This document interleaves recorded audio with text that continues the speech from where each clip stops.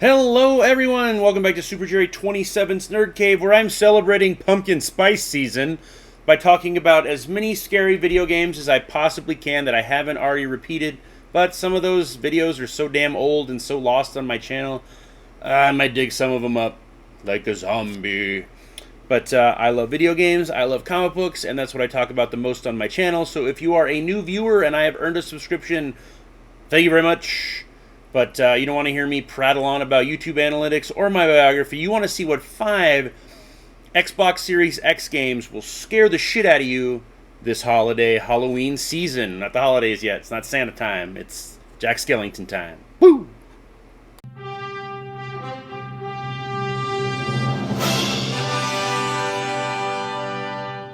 Alright, so we're going to start with probably the least scary, but one of the coolest games on this list.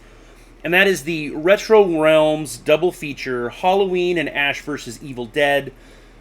These are side-scrolling 16, 32-bit games that are fun as hell, but they're also hard as hell. Not gonna lie. I'm not good at these. I used to be good at these, like Mega Man and shit, and now I just suck at them. I don't know why. Maybe it's because I'm older, maybe it's lack of hair, maybe it's my 17 different eyes. But these are fun. You can interswitch Jason and Ash, too, in the different games to just get to see new shit and hear new quips. But they're fun. It's just a fun beat-em-up as Michael Myers and as Ashley Williams, with Bruce Campbell reprising his role as Ash Williams, which is fucking amazing. So if you're into the retro type, pixelated, side-scrolling, harder games from the 80s and 90s, you need to pick this double pack up before they out of print it, because this has been out for a bit. So it's got to be hitting the skids here pretty soon.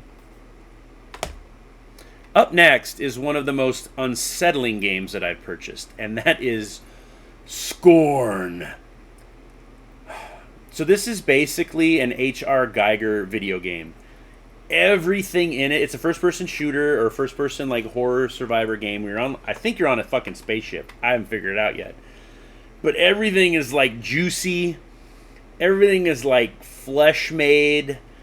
You have to like combine things to your arms. A lot of body horror in this. And the squishy sounds that shit makes when you touch it and put your hand in it. And it's very unsettling. But it's fun. It is hard. I think I'm about 3 hours in and I'm stuck in a spot. And of course, because I'm just a bitch, I sometimes quit. I'll get back to it eventually, but I want to show off this fucking unsettling and awesome slipcase. Fun game, probably cheaper on the download now, but if you like body horror and Alien, I would pick this up. Once again, huge Capcom fan. Love them. And I love Dead Rising. I love the concept. I love, zombies and shit. The Dead Rising Deluxe Remaster does help me play it on current generation consoles. They've made some quality of life improvements, but they also made some, made for fucking modern audience improvements. They edited some shit in the game which didn't need to be edited, and that's very fucking disappointing. Which is why I bought this game on like $14.99 sale from Best Buy about 6 months after it came out, so you gotta love that.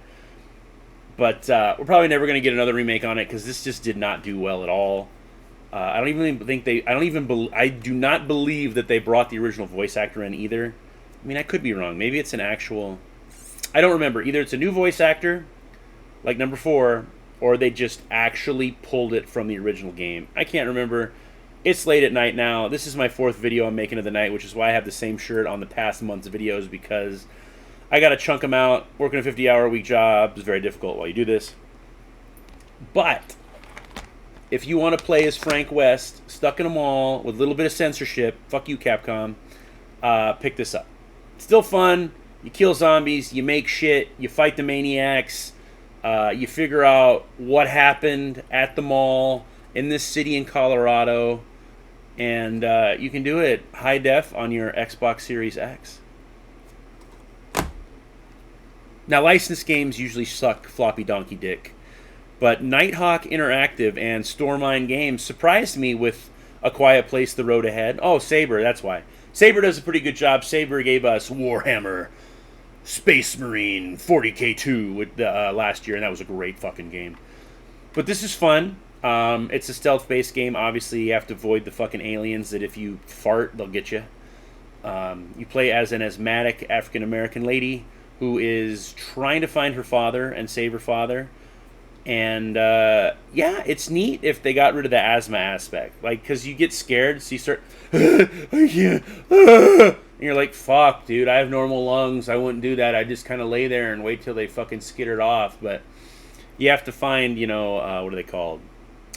Inhalers. I guess I should be thankful I'm a pretty healthy dude. Didn't have any of this shit when I was growing up. But, yeah, A Quiet Place where you have to fight hay fever and aliens that want to fucking split you in half with their giant fucking claws. So it is fun. I'm pretty sure this is really cheap now. But it's a fun, you know, fucked up type of game. It's very interesting. Very interesting. Yeah.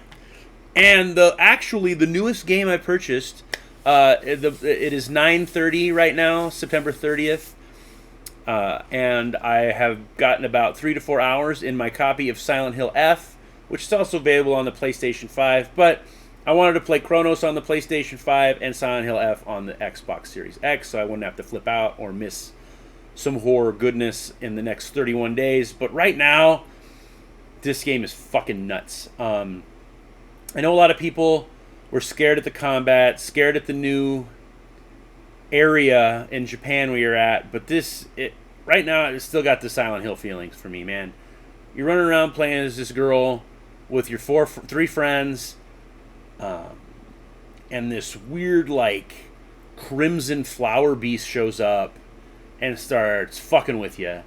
You jump in and out of Silent Hill without your friends, and the first enemy I encountered was, you know, those dolls that you can move around so that you can draw anatomically correct. It's one of those covered in like a flesh and blood with a giant fucking butcher's knife, and it moves like the little girl from The Ring coming out of the fucking television. So it's very unsettling. I'm loving it. I love Japanese horror. I love Ringu. I love not Cell. A One Missed Call. Like, the American version of One Missed Call is amazing, but if you watch the Japanese versions, it will blow your fucking mind. The original Grudge from Japan, like, just great. Japanese horror is amazing.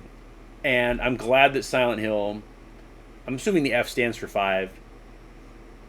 They didn't number Homecoming and Downpour. We got Silent Hill 4, The Room, and now we have Silent Hill F. Unless it's for Fukushima, but I don't know. It's fun so far. I'm about 3 hours in. Like I said, I've had it for about 2 days, and I'm crunking through it, but I want to take my time and enjoy it. It is hard. Puzzles are fun. I don't like that some enemies don't die. That pisses me off. A little spoiler. Well, it's not really a spoiler. Some of the enemies don't die. Like, you have a little bit of time to do what you need to do while they're laying there smoking. But so far, this is unsettling. It's creepy. I'm liking the story. You're just trying to escape this town with your friends, and there's some backstabbing, and the Silent Hill is fucking you up. I will say, if Pyramid Head shows up in here, I will be very upset. Because once again, as I've said in prior Silent Hill videos, Pyramid Head belongs to James Sunderland. Period. That is part of his psyche. That is part of his guilt for... Spoilers for Silent Hill 2. That is part of his guilt for killing his wife and wanting to cheat on his wife while she was dying of cancer. Pyramid Head belongs in his Silent Hill only. So that's why it's so disappointing that he's showing up in other Silent Hills. So hopefully he's not in Silent Hill F. If he is, when I do the review, I will absolutely let you know and bitch and moan and hem and haw about it. But yeah, those are some of my scary games on the Xbox Series X. I have a lot of scary games. If a scary game comes out, I'm generally purchasing it on day one because when I was younger, horror was niche.